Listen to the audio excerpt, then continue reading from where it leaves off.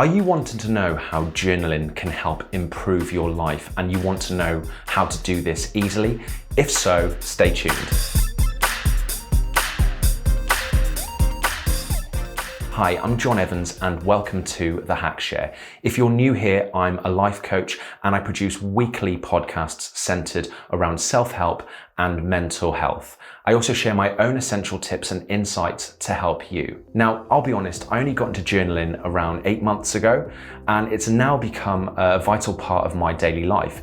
It has truly helped me gain perspective over myself and manage my day-to-day life better. So here I'll share my best tips, which have helped me stay on track and ensure that I write consistently and I reflect easily. I hope that what I'm sharing can help you too. But firstly, what is journaling?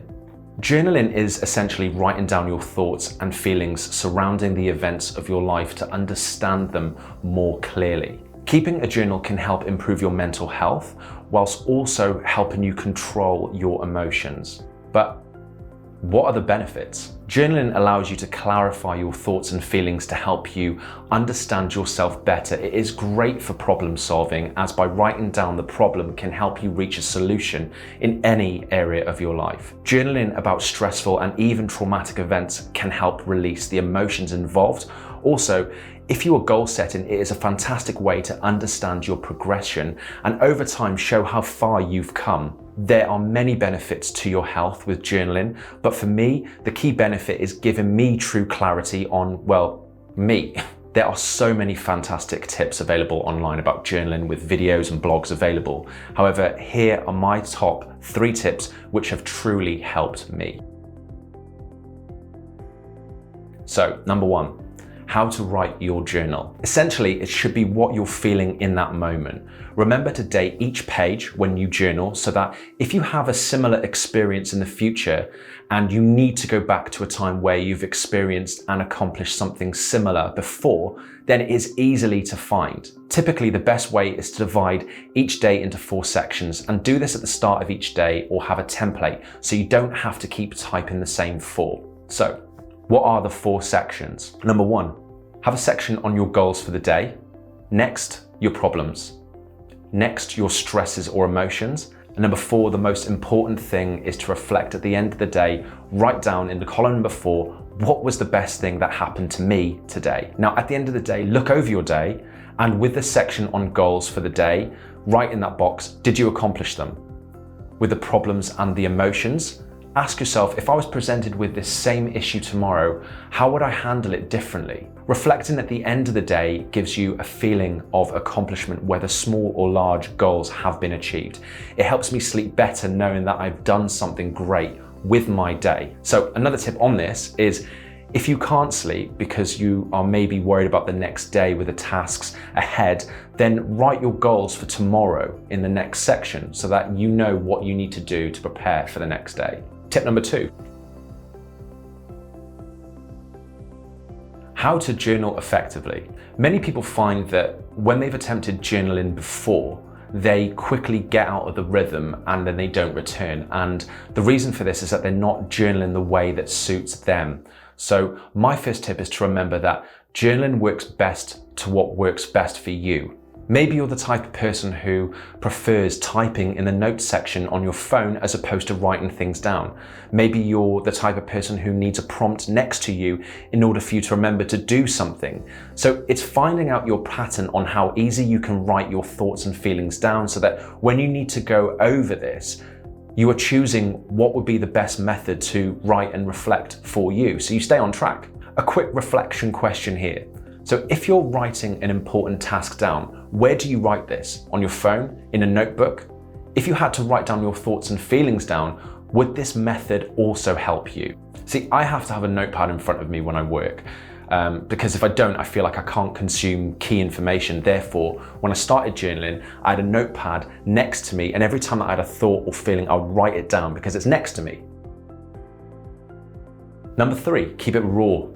So when I was starting to journal, I was reading online that the first thing in the morning as you wake up is key. So write down your thoughts and your to-do list for that day. However, for me, I noticed that if I was using a journal to set out my tasks for the day first thing in the morning, it didn't work as I wasn't alert. It was only when I was in the shower that I started to think about my day ahead and what I needed to do. Then I left the shower, I wrote my tasks and my thoughts, and then I used this as a reflection piece at the end of the day to determine if I had achieved what I needed to. So it was the same if I was feeling emotional or stressed. I would then write down my thoughts and then use this as a reflection piece. I would then write a side note next to each thought at the end of the day, explaining that if I had to deal with this again, what would I do differently? It was helping me actually to understand my social anxiety better, as I would write down the emotions that I would have prior to meeting people so that I can reflect and further help myself. But I will make a video about my social anxiety in due course. However, keeping it raw means that you write as soon as you're thinking. As soon as you think, you open your journal and you write it down. But I think the key is that you have to know what works for you. There's no point in reading online saying, actually, I've got a journal first thing I wake up, because you might wake up first thing in the morning and you might not be alert, you might not be thinking straight, you might have a set routine that actually, when I do get in the shower, that's when I think best. So once you start to understand when you think clearly, then write that down. Actually, this is when I write clearly. I really do hope that this video can help you. And I really do hope that it can help you with journaling, because it is a fantastic way to not only know yourself better, but also know what you need to do. And it's a good way of kind of keeping traction so that, if you do have the goals, you can write down, have I achieved them? How far am I how far am I getting towards these? If you've got problems and you're feeling stressful and emotional and you don't know how to handle it, and you handle it in a certain way, then by writing down the note next to it, you can then think to yourself, okay, well, this is how I handled that moment, that time when I felt like this. What would I do differently? How would I handle that emotional situation differently? What would I do? What would I say? How would I react differently? Because then you can start understanding yourself and how you work as a person, so that moving forward, week by week, when you're reflecting on how you've accomplished each week and what goals you've achieved, then moving forward into the next week, you've got a game plan. You think to yourself, okay, this is how I work under these circumstances. This is how I react when certain things are presented to me. And this is how I handle certain situations when I'm in that situation. By you understanding you better means that you can take yourself to that next level. And journaling is fantastic. I really do hope that this can help you, and I hope that you find a method that works for you. Write on your phone if you're the type of person that writes on your phone. Write things down, type notes on the computer.